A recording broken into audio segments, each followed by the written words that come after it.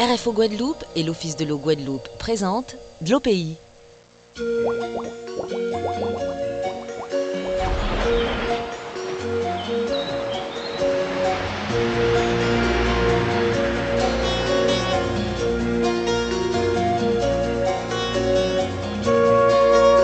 l'eau pays s'intéresse aujourd'hui aux pratiques anciennes autour de l'eau. Bien avant l'arrivée de l'eau courante dans les maisons, depuis le XVIIe siècle jusque dans les années 1960, les familles se fournissaient en eau par leurs propres moyens. Les pratiques étaient tout aussi diverses pour recueillir, transporter, stocker ou distribuer cette eau à la campagne, comme dans les bourgs. Alors s'agissant de ma famille, nous allions chercher de l'eau de source qui sortait directement du sol. Et puis il y a également des puits. Alors on creusait les puits d'une profondeur de 10 mètres par là. Et puis, mais l'eau était saumâtre. Alors il fallait aimer l'eau, il fallait aimer le saumâtre. Alors on s'approvisionnait également par l'intermédiaire des mares. Alors la mare, c'est une surface d'eau dans laquelle on mettait de l'argile, on le rendait imperméable.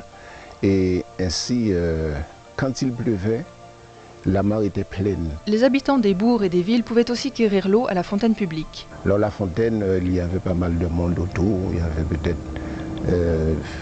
une quinzaine de personnes.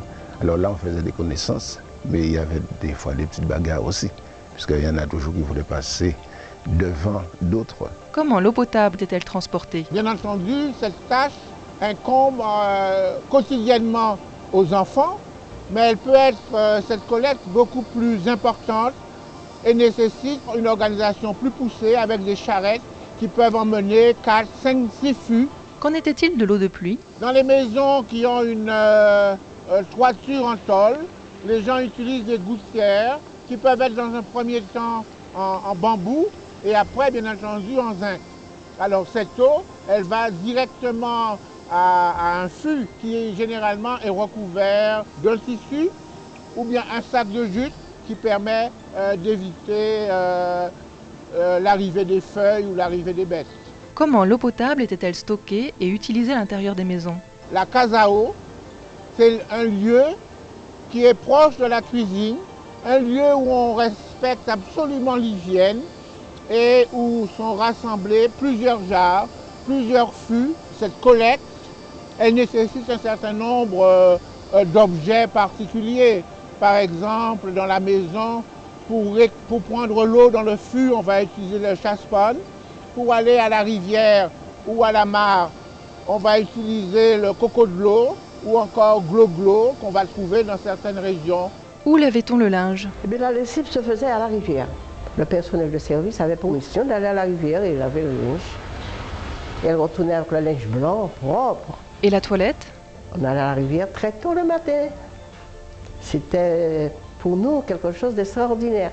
Et on remontait en courant pour se réchauffer. L'eau a toujours été plus rare en grande terre, à Marie-Galante, aux Saintes et à la Désirade par rapport à la basse terre. Les populations devaient particulièrement s'adapter à la pénurie pendant les périodes de carême, en mettant notamment en œuvre des systèmes de stockage efficaces. En période de sécheresse, la collecte de l'eau devient plus délicate. Alors bien entendu, toutes les mares ne sont pas identiques, certaines sont alimentées en permanence. Et ce sont celles-ci qui vont permettre aux gens de passer ce cap de la sécheresse. Ainsi, à Petit Canal, il existe un étang qu'on appelle l'étang Bénard, et les gens viennent de Campais-Chance-Bertrand, et même parfois de plus loin, pour s'alimenter en eau. Dans les communes telles que, je prends l'exemple de Capesterre, de Marie-Galante, on s'approvisionnait par l'intermédiaire de la citerne.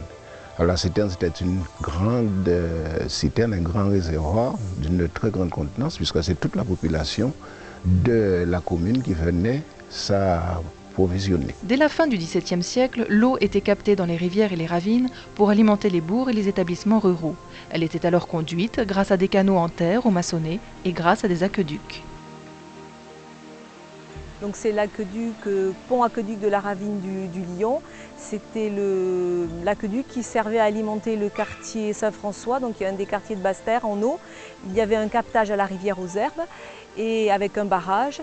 Et puis l'aqueduc permettait d'amener l'eau d'abord à une citerne qui servait aussi de bassin de décantation, et des canaux amenaient l'eau et permettaient d'amener de l'eau vers le centre-ville, dans des fontaines et puis aussi dans les maisons, dans certaines maisons privées. Il y avait soit des canalisations qui étaient enterrées, soit des canalisations qui étaient à l'air libre, qui n'étaient pas très importantes et qui permettaient de faire graviter l'eau vers le bord de mer. Le développement progressif des réseaux d'adduction d'eau potable à Basse-Terre et à Pointe-à-Pitre permettait à certains habitants de disposer de réserves d'eau directement à la maison.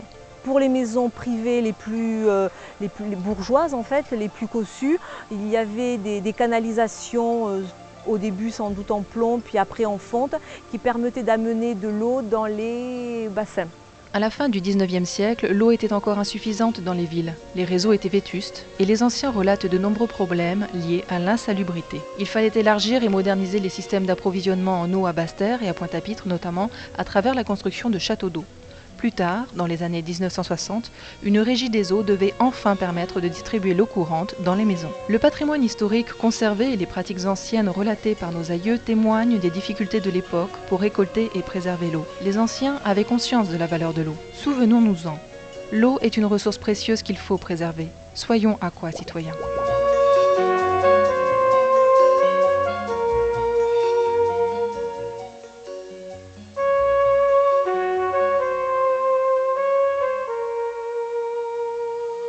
RFO Guadeloupe et l'Office de l'eau Guadeloupe vous ont présenté de l'eau pays.